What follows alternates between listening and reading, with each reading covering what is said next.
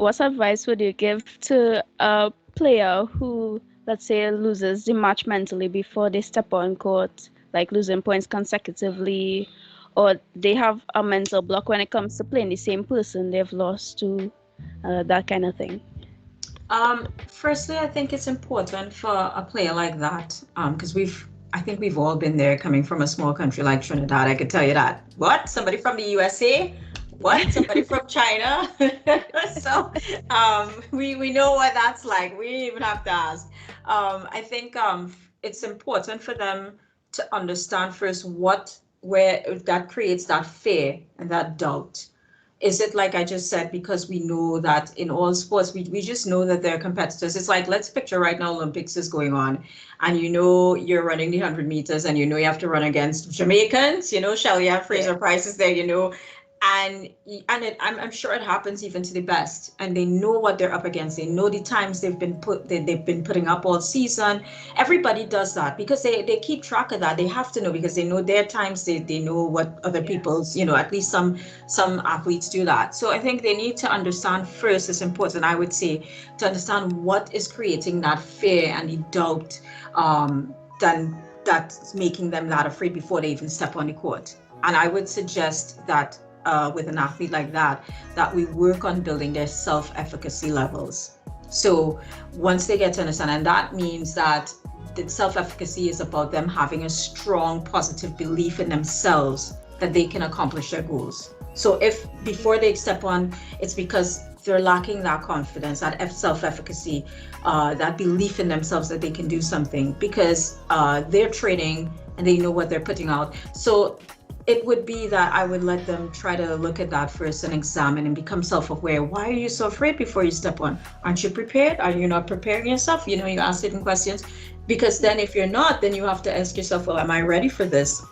And based on that, also, I also like using a lot of positive self-talk and affirmations. So, like ingraining into athletes, being able to repeat these things to yourself on a daily basis, and you come up with your particular phrases or things that work for you, like I am a warrior or whatever, I can do this, or things like that. You have to know what pushes you and what you say to yourself every day, kind of like how people would say a mantra, come up with positive things. And that's why we use journaling, and we tell them write things down, and you know, and put a lot of focus on your emotions and how you're feeling, and you know, have those positive things.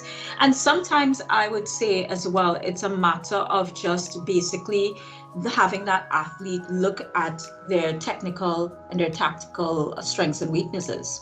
You know, Yeah. sometimes they might just need to improve on that. They might just need to work on that. It might be that they're not in a space at the time, they're just coming off injury, and that they know that they're not at the 100% that they need to be, or even at a 90%. So that's what's fueling their doubts and fears, because they know Yeah. what they're not there. So sometimes it goes back to, as I said, physical thing, where I might have to go talk to coach or their trainers, and they're like, hey, how are they doing in this? Have they been training? Like, what's their physical capacity like these days?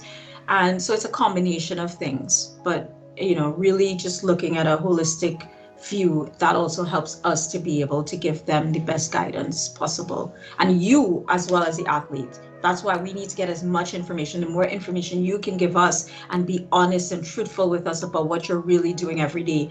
Are you applying some of the techniques that we're telling you to apply, or like we're trying to work with? You have to put in the work mentally as well. A lot of people get tied up with that. They feel like the mental aspect, they don't have to put in that work, you know, and as much as they have to put in the physical work. And I always say the brain is like a muscle, so you have to exercise it the same way. You can't just expect to get up one day and be like, yeah, I'm going to practice some deep breathing and run into a match. No, you have to keep practicing and putting these things into yourself and your, you know, each day to see some results.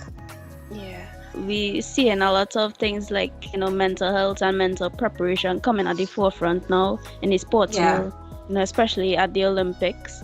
So, how can athletes be better prepared mentally on court, let's say in training, because we're putting in the hours, but how do you also work that brain muscle as well? It's very dependent on what you, and personally what you lack what you are strong. You have to know what you're strong in, what you're not. Because like you Yeah. said, right now with the Olympics, for example, and this is why I like to use this example, a lot of those athletes are full-time elite athletes, you know. Yeah. What separates them usually from being good is not that they all put in enough physical work. They all have, okay, yes, at different levels, but a lot of times what separates them when you see the races and they're so close, sometimes it's just that little mental edge, that extra, they just want it a little more. Somebody wants it a little more. Yesterday, I saw a race. I'm going to use an example before I go into what you need to do because, again, everybody's different. The women's, is it the women's 200? Yeah, I think it's the women's Yeah. 200-meter final. And I don't, there's the woman from Namibia. There are two of them, and they had this whole controversy with them Yeah. being thrown out to the 400 with testosterone and all those things. But I've been watching them in the heats, and they have a lot of baggage coming with them, unfortunately, mentally, because of the whole nasty scenario with the IOC, and so they have been coming in there and more determined than ever to prove that they deserve to be there and they can compete and all this kind of thing. And it's just amazing the way, because they had to mentally, first of all, change from being 400 runners to just being 200 runners. Yeah. And that people might say, well, they're just running. People who don't understand sports, there's a lot of tactical differences and technique to it. And the girl, and one of them, she's only 18, and she was literally in seventh place. And I've been Yeah. watching that girl in the heats, and I was saying the same thing. I expect everybody, yes, focus on the Jamaicans, but I've been watching how she run her heats, and she always come. That girl came from seventh place, and at the last minute, and just boom, It was just unbelievable. unbelievable, like a kicked in a fourth gear or something. And that shows you, it's like that comes down to, because she's not skilled, and obviously she wasn't going to beat the Jamaicans, because, well, at least Elaine, the person who won, Yeah. because she's more trained for that. She's effortless, her technique, so she has that physical advantage too. She also has that mental thing too. She's more confident, she's easygoing. But that girl was determined. You could see that. Yeah. That takes determination. It takes, yes, physical power and everything, but it takes something in her to push her, to just get to that point. And so going back to your question about what would you do and what would you recommend, there are so many different techniques. As I say, depends on what are you suffering from.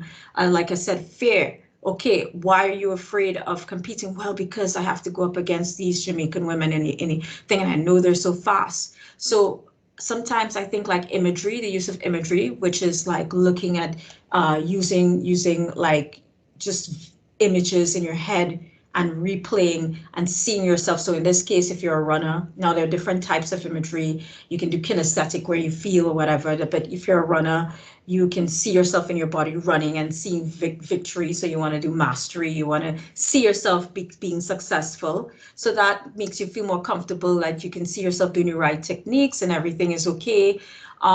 You can also practice to build on your mental toughness, like I said, by just telling yourself, going over your routines and feeling confident about it. Let it build confidence.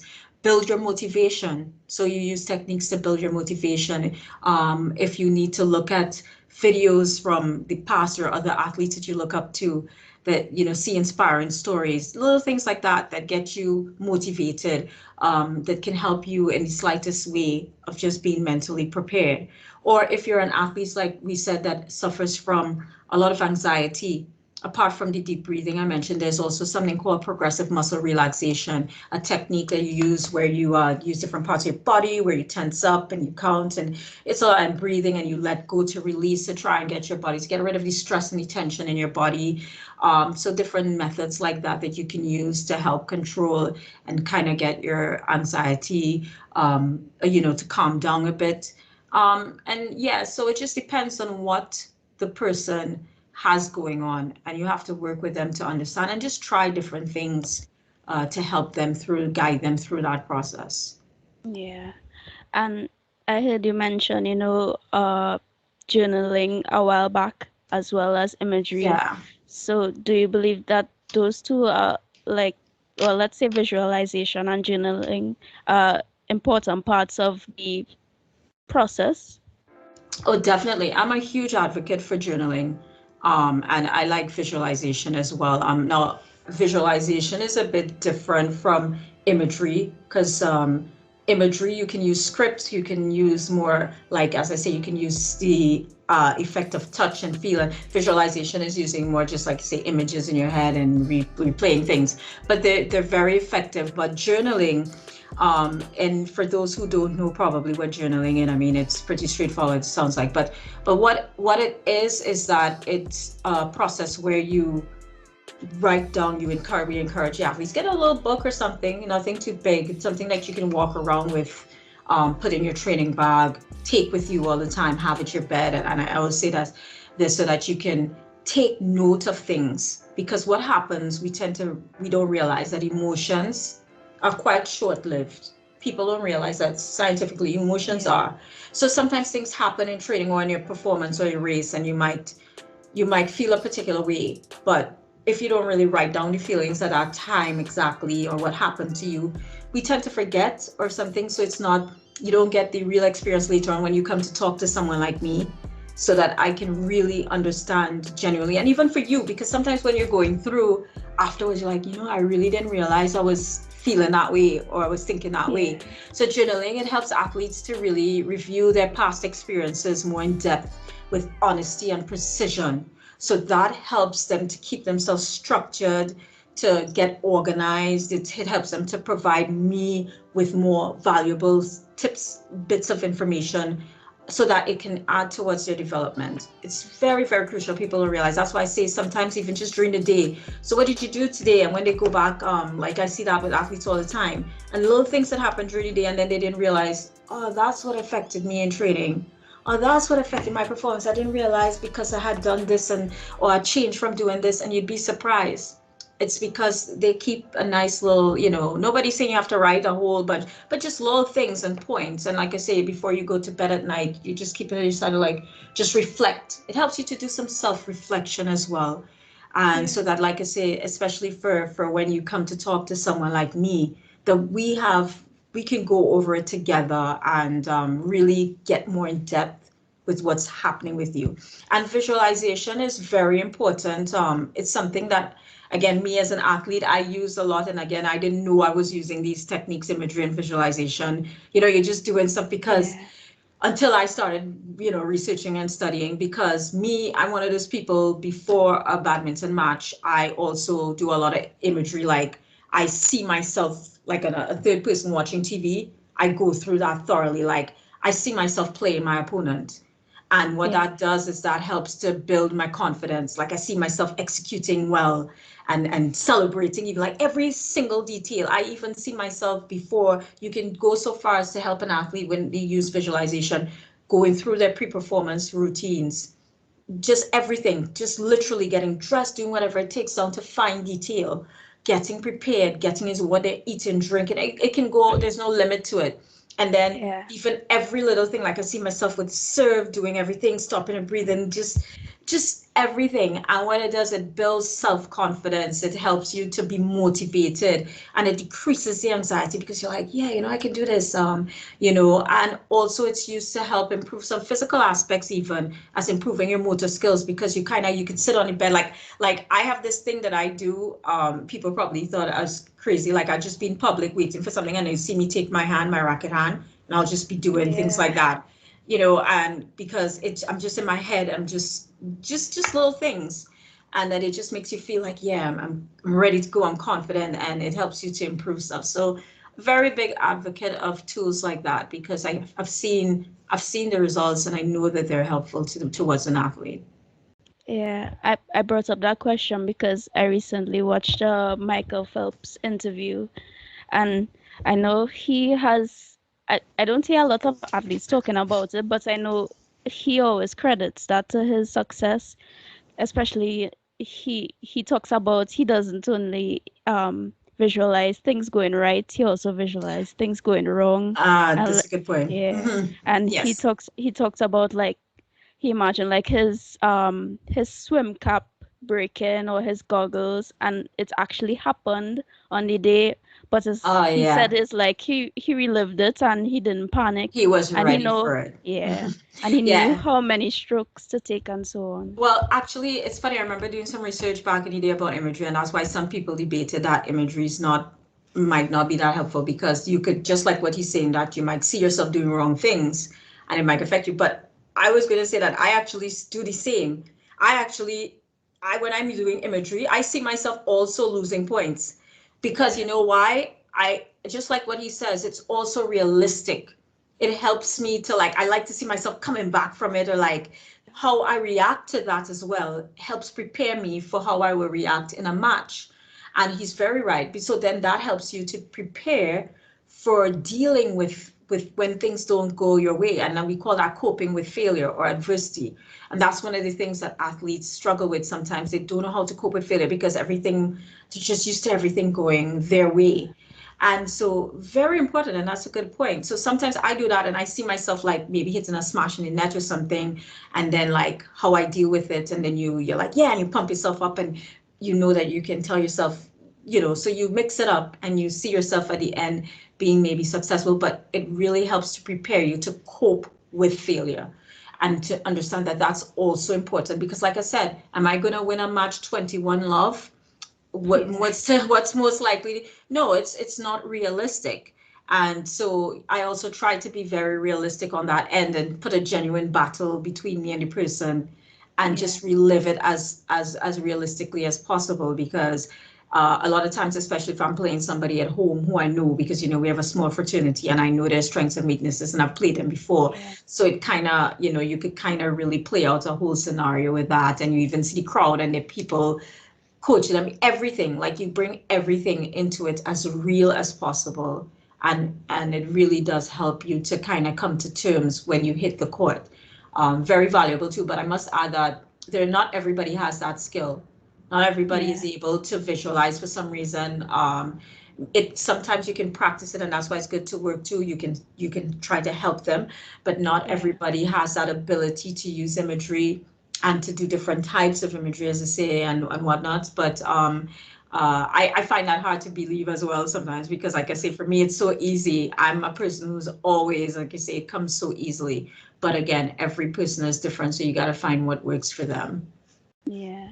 And from one of the questions you answered before, I guess that can also be a tip you can add. Well, if you can visualize to help build mental toughness as well, right? You definitely can. Like I just said, I used to have big issues with dealing with losing a point or something. Like you said, like losing a point, and then I'd get so down and panicky or worried. And what it does is that I see myself taking a deep breath and saying, come on, or whatever, and Yeah. building myself up. Or like I said, sometimes it might sound weird, or having a scenario where the other person is really aggressive, and they're coming at you hard. No, I want that, because I want to build my toughness and understand that they're not going to come easy at me. So Yeah. it helps me also to build that mental toughness, to understand that this is going to be difficult. In no ways is going to be just easy. And so when you use imagery as well and visualization, it can help you to build mental toughness, because you understand that you can just keep seeing yourself getting stronger and stronger, and how you react to it. Understand that you're going to just react to it in the most resilient way possible. Because like I say, coping with failure is something that causes a lot of athletes to fail. They don't know how to cope with it, and then they're Yeah. not resilient enough. And because like I said, nobody's perfect. So the important thing is like to understand that you can fail, probably it will happen, but how do you bounce back from that? How do you process it so that you Yeah. can have success eventually? Yeah. Your education, when you talked a bit earlier on that, I and reading your bio, and I saw something about talent identification, more Yeah. specifically into badminton. Can you speak a bit more on that? Like, is there a pathway? I'm not sure how it goes in Belgium. Yeah, that kind of Oh, thing. well, it's a very unique story with me and how I ended up actually in I have the weirdest stories. I have to tell everybody. I tell everybody this story. So I wanted to pursue I always knew that I wanted to pursue a PhD, and I was actually trying to go more down the path of neuropsychology. I wanted to kind of venture into something slightly different, and do a lot more because I felt like there's something interesting there, and go down neuropsychology and kind of combine it with sports a bit, and go more Yeah. into anxiety and nerves and brain and different things and reactions. I wasn't quite sure of the planet, but that's where I was headed. And Yeah. so I had applied it to the psychology department, and the professor there, he actually interviewed me and he was interested in bringing me on. I was like, great, that's cool or whatever. And then then by the next day he sends me a message and he's like, yeah, but the sports science department really is interested in you. And I was like, what do you mean? I was trying to run away a bit from sports. And it turns Yeah. out that my professor, he's well known in Belgium, and outside of Belgium actually, when it comes to my department, very intelligent, respectable group of people, in talent identification. And he had said that he was interested in having badminton as a sport for research and talent identification for Wow. years. That's like for years. And he also wanted somebody with a sports psychology background because he never had that. So I just fit those two Yeah. molds because he does a lot of different sports. We have cycling, people who research cycling, volleyball, different, but badminton is not something you come across every day. So from Yeah. the time he saw my portfolio, he was like, yes, badminton, yes, please. And so it was, I was like, well, it's a challenge. It sounds interesting. And I'm all up for learning. That's one of the reasons why I wanted to just always do research, because I really love it. And who wouldn't want to be able to say their job is researching badminton, their sports? I mean, Yeah. it's amazing. So that's how I got into that pathway, first of all, and I have no regrets because I've learned so much. And what's really interesting about badminton is that a lot of things sometimes that I read, I was like, oh, this stuff I was telling people back at home back in the day, but I never had proof. Like, this is where we need to, Yeah. this is what it is. And you realize, but it's just an amazing sport. And to get into that pathway, basically, I would say, like, that's why I'm not sure if there's anybody else who kind of offers that. But if you're into talent identification and that's something you want to do, there are departments that are looking at talent identification. And if you are a badminton person and you're interested, or maybe racket sports, because I had to delve into like tennis and table tennis when whilst researching badminton too. I kind of did racket sports as well. Other sports Yeah. too in the talent ID. I've helped to do testing with other sports as well here, with other sporting organizations. So it was really good exposure for me with, cycling is big here in Belgium. So I did a lot of cycling testing, hockey, football, you name it, fencing. So it was really good exposure. But I would say for anybody who, and motor control and learning, that whole area, that's my department. If you want to do it and you find a department that's doing it, say, hey, well, I'm a badminton person, I think they might be very open to it because, like I said, there's not what my professor explained, and I realized when I started to do research, there's not that much research in badminton. Technically, when you in the grand scheme of things, now you're seeing that they're trying to open up a lot more. BWF, if you go on their page, they have a scientific research page where they're trying to encourage and they're offering grants yearly for people to do more research in Yeah. badminton in different fields and areas. Especially, they're very interested in injury prevention because obviously they probably realize that's a big thing. Not so much so my field yet, but I know that the field that I have done with Talent ID, actually, when I look back at home in Trinidad, for example, and a lot of smaller countries or environments, especially, it can be so useful to us. Like, you have no idea. We need it. Coming from, we need it. I even did a mock model to show how I can help Trinidad, because I mean, it's very important for the development and the sustainability of the sport. Extremely important. Yeah. I really, especially from my point of view, I really struggle with injuries and especially trying to push Oh, on, especially from the mental side, they always say yeah. to push through. My son, like, I always wondered, like, how can I strengthen certain parts of my body that seem to be more prone to, injuries in the sport?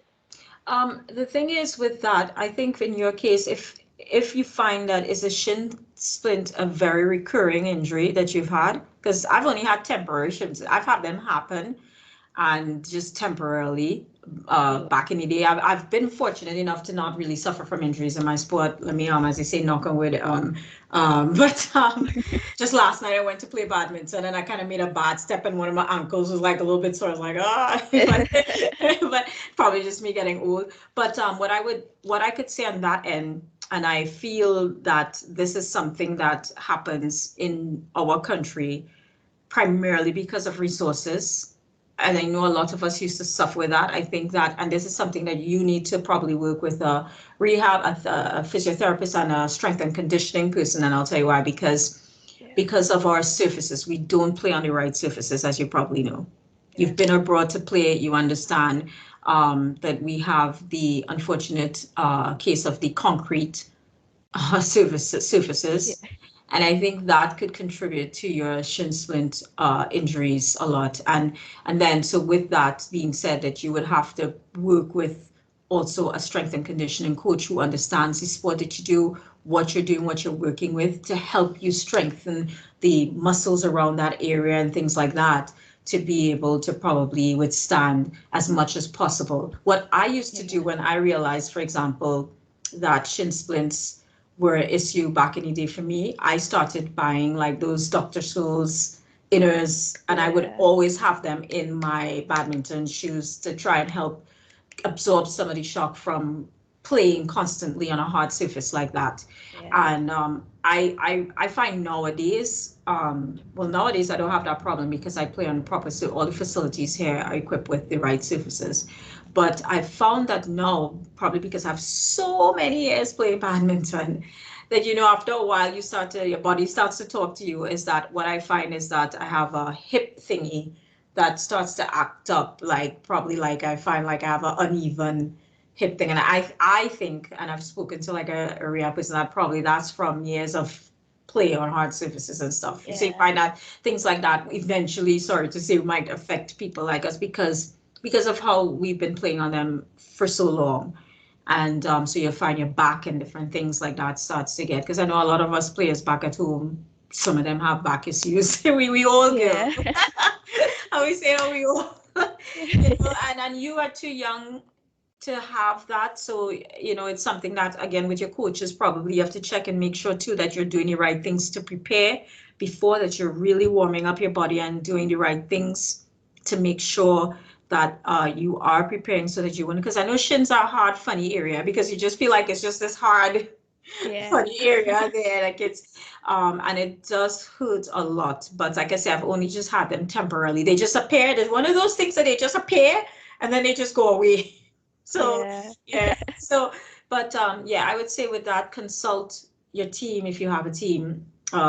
Say make sure you go get the proper medical, because I'm not a medical person in that area, of course, but and work, especially, I think for that, to help with that, is always recommended to work with your strength and conditioning coach and things like that, so they can help you strengthen up your body, design for you. They know when you give them Yeah. and you have what you need as a badminton player.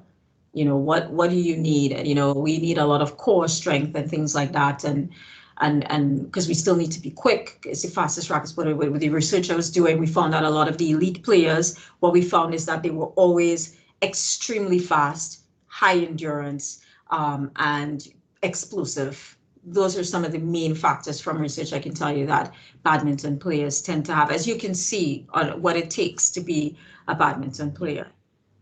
So yeah, so definitely always go back to the professionals in that field and they can help you with your injury. But mentally, I will say to you that this is where, for people with who have injuries, imagery also plays a big part.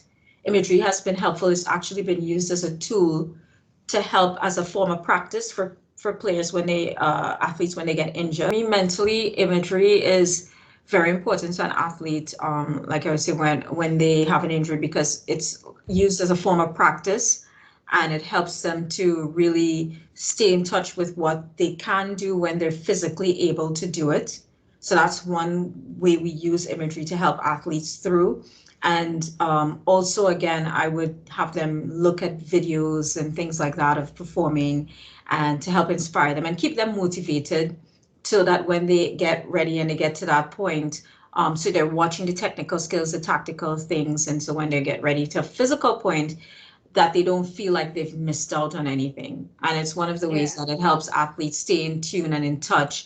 And also, of course, very important again to just keep a positive mindset. So positive self-talk all the time, because you might be tempted to be like, oh no, well, yeah, I'm a cripple now and I can't, you know what I mean? Yeah. But keep yourself positive and upbeat and know that, yeah, this is gonna pass and you're working on yourself and you're gonna be able to go out there and perform again. So Okay, great.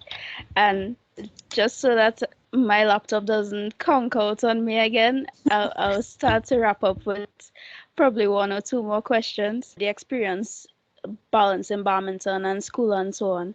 And that is usually the route everyone, especially in the Panam region, has to go through. yeah. So what what worked for you, or what can you say, probably general advice for those who are probably having a bit of trouble struggling to balance the two? Yeah. Um, I think, to be honest, it might come off bad when I say it can be a struggle. Again, it depends on what level you're playing. But for me, it started off, I would say, with my parents being very encouraging. I had parents that didn't pull me away, for example, when I was doing exams and stuff from playing sport. And I owe a lot to them with that. I think because my parents saw that I was good in school, I was always very organized. I have to say I was more of a holistic all-around person, because I was doing school, I was doing theater, like performing, I was doing sports, pageantry, I was doing it all. I'm just one of those people like that was just doing it all. So it never occurred to me to even think actually that I really needed to balance. I think and even when I went into university, I was representing the university. When I was in Cuba, they had the Cuban Olympics every 2 years. We would play in that. When I went to Bangor, as you saw, I told you I played in the university league, and we'd travel across to England and stuff to play and back. And I'd still have to do, and at a master's level, I still had work to do. And Yeah. even here doing my PhD, I was still playing in the league, league and whatever. And that is when I need it, because you're doing so much work and you need it. And what I Yeah. think the balance comes, you have to look at it practically. For me, okay, before I tackle the science in it, I'm gonna say you're in school all day, you're doing work, you come out, you have a few hours. What you're gonna do with those few hours anyway? You could Yeah. sleep maybe or whatever, but you use that time. You have to look at it this way. You're not gonna just spend all the hours outside of work just reading all the time. So you might as well go train. That's the way I Yeah. see it. So you can use that time, and it all comes down to management and setting your goals, which we probably, I don't know if you have time to go into that, but setting your goals so that you structure yourself properly. So when you do that, you can find a couple hours in there, or however many, 2, 3 hours to train. But you also have to be disciplined enough to know, okay, after I do the training, get my rest, get recuperated, I have to put in the work as well to study and to get my tasks done. So that's when Yeah. it's not easy, I'm not gonna lie, but you know that each one should motivate the other, because you want to play and you want to perform. So you know you have to perform well in your schoolwork and vice Yeah. versa. And also, if we want to get scientifically technical with this in terms of the balance, your human body wasn't meant to be sedentary. So you weren't meant Yeah. to just sit all day and do nothing. We've seen the effects of that, and you're not doing any physical activity or exercise. That is never good for the body in a physical aspect. So your body needs a certain amount of physical exercise. It helps with the flowing of your blood flow, just your body, your general well-being. So all those things help you when you have better blood flow in your brain, and more oxygen is flowing in your body, and just everything that helps you to study better. It improves your Yeah. concentration levels, actually. It makes you, as I say, it gives you adrenaline, actually, because when I come from matches and stuff and playing, and you know that, you actually can't even, yes, you're tired, but the adrenaline Yeah. is still flowing in you, that Yeah. you It's have so that buzzing. energy. Yeah, you're still buzzing. Like, Yeah. I'll come back late from matches when we have our league matches, and sometimes, and especially if you see we win and I had a good match, and I'm just like, Yeah. oh, I can't even. I can't even go to sleep right now because the adrenaline is in me. So that actually helps your body, as I say, to just get more clarity and concentration and different things that you need to study. And it's a symbiotic relationship where it's vice it goes both ways. So you can throw all that in there. So I would say to them, get organized firstly, set your goals. And I say goal setting is, when I say goal setting, we probably don't have time to go into goal setting now and how specific it needs to be. Yeah. Everybody talks about smart goals, but you need to change goals accordingly all the time. You need to constantly adjust goals because things change. Sometimes you don't you accomplish your goals, sometimes you don't. Your schedule changes. But once you get that under control, you'll find that, for me, as I said, I found it easy. I mean, easy in the sense that I didn't have to fumble with like studying and playing sports, because I would study. I found, for me, I'm a person, I need absolute quiet and stuff to study anyway. So I find like studying in later hours or earlier hours in the morning for me was better, that I could study and get clarity. So I still had my day to do things and play sports in the night. And like I say, when I come off from playing sports, I actually feel pumped up. So it gave me Yeah. energy to stay up and study. And then you get some hours of studying in and you go again. But like I say, everybody's different, so they need to know. But yeah, I definitely encourage. As I say, I needed the escape. Sometimes you need the escape. I Yeah. always tell people, when I was doing my master's, especially, I was going through a very difficult time at home. My mother was diagnosed with cancer, and it was one of the things. And eventually she passed away as well. And that people didn't even know I was going through that, because I would just turn up, always have a smile on my face, but just the fact that we had badminton and going to training and just being able to go play, that was my form of escape. That was how I kept myself going mentally. Otherwise, being so far away from home in the UK and not being in Trinidad was difficult. And I would crumble if I didn't have like something, like, if let's imagine, like, I would have to go to class, come back to my little dorm room and sit down in that quietness, just me and my computer. You know what I Yeah. mean? My Yeah. thoughts would have gone crazy, but I used to look forward to just going out to training and go play, and and go to the matches, and still, as I say, still get my research and my work done, because I knew that I needed that form of exercise for my body and for my mind. So it can be done. So I would say definitely, but get yourself organized, talk to your coach, and help them to help you get your goals set too, so that you can manage your time if you're bad at managing time, and help yourself do that. Okay. Well, I think that's a very inspiring note to end off on. And I'm Yeah. sorry to hear about your mom.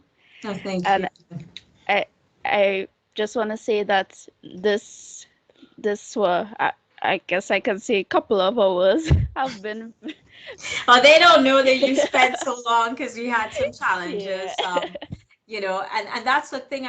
That's a good point actually that you brought up. People don't know that, like, this is something in sports too. If you don't mind, like, we had a lot of technical challenges today, and we didn't foresee that, right? Yeah. But that's also something in sports. When I tell athletes, you have to prepare for the uncontrollables, I call them. You never know what's going to happen, but you have to learn and understand, prepare your mind that things are not always going to go right, but it's how you respond to it and how you're able to. What did we do when we couldn't get onto Zoom first? What did I do? We found a solution, and we move on, and things kept happening, and you found a solution with something else. And sometimes, so, but you have to prepare your mind to understand that when you go out to perform, that things don't always go right. And that's why you do the mental work, to put yourself in a place where you're prepared for that. You can't control everything that happens in your environment, but you can control yourself and how you respond to it and how you deal with it. And that's what's really important about sports psychology too, and that whole aspect of it. And nobody's going to say that does that mean that you're always going to come out on top and you're always going to win? Not necessarily, but sometimes it's about the process goes. It's not always about the result. Sometimes, I don't know about you, I always tell people that some of my best matches I've lost, Yeah. because I've come off of the court playing some matches and, like, wow, the rallies were great and you really fought. And it's unfortunate that you lose, but I look at the performance and where I've come from and what I did, how I performed and how effective it was. and then I know that I have made progress. How I reacted, how I dealt with certain things that made me perform at a really optimal level. And that's what working with a sports psychology consultant and stuff is. We try to get athletes to recognize their true potential to optimize their levels of performance. It's really just about that. And that means looking at everything around you and, just taking stock of what's going on with you and implementing techniques, scientific methods that will work to help you get better at your goals, to achieve your goals. Okay. And I just want to say thank you so much, Dr. Kamasha, for being a part of this series and for sharing your words of wisdom and for being patient. Oh, of And course. you can take something from this conversation, and I hope it really inspires you and encourages you. And do you have any last thoughts or words you'd like to share? Um, I would say, what do I want to share to people out there? Like for me, I got into sports psychology, because it was something that I knew that I needed, but I never thought that I would get the opportunity to do it. Let's just say that. But I like to encourage people to just take a look at it, even if you to probably go into it. It's a great field. I like to encourage people, to get into it, and it's an exciting world out there. They're researching it, and it's something that a lot of athletes need. Actually, we need more people like myself back home. We have some back at home and in the Caribbean, actually, the wider Caribbean, and it would be nice. We're always trying to educate people out there that you don't have to be afraid to approach somebody like us, that there are actually so many benefits towards it. And I'd say go out there though, and if it's even not just that, if you want a career in sports, there's so many options out there these days. And I would say go for it. And if I could inspire anybody that nothing is too great, for you to accomplish. Look where I am today. I never thought that I would get here, but I'm here, and actually I owe a lot to just being in sports. Like sport brought me to this amazing career. And back in the day when I was growing up, people didn't think that sport would, people were like, oh, why don't you switch to medicine? Yeah, I guess at one point wanted to be a doctor. Some people don't understand. They just think sport, you run around all day, and that kind of thing. And so I would say, don't. It's really exciting, and don't discredit the power and the importance of mental skills work and training. It is extremely important, not just to athletes, to everyday people, to anybody who's trying to just perform in life and do something. So don't discredit it. It's really a big part of what you do, and it can help boost you in a lot of ways. And yeah, I think that's so just follow your path, be passionate, and I really do hope that it inspires somebody to go out there and do your research and continue to keep playing whatever sport you're doing. At one point, we both were people that started off not winning, probably, and then we worked hard, and then we were all on a national team, and we worked very hard. Just keep working. So yeah. Okay. And yeah, I really think that the mental aspect really was the central theme of this conversation. So I just want to thank you again for that. And if anyone probably wants to get in touch with you, how can they reach you? Well, for now, yeah, I gotta get, I'm working on a website probably, but yeah, I'd say my email is Kamasha Robertson at gmail.com. You can probably put that out there. That's very simple. I'm on Facebook with my name, and so anybody wants to drop a message to me, they can do that, and they can contact me through there, and or they can go through you, and I'll be more than happy to respond to them. But they can just look me up, and I'll be happy to respond to anyone. Okay, thanks so much. And I'll put your information in the description box below. And Certainly. and to everyone else who's watching, thanks so much. And I'll see you guys for the next episode. Thank you. Bye, guys. Bye.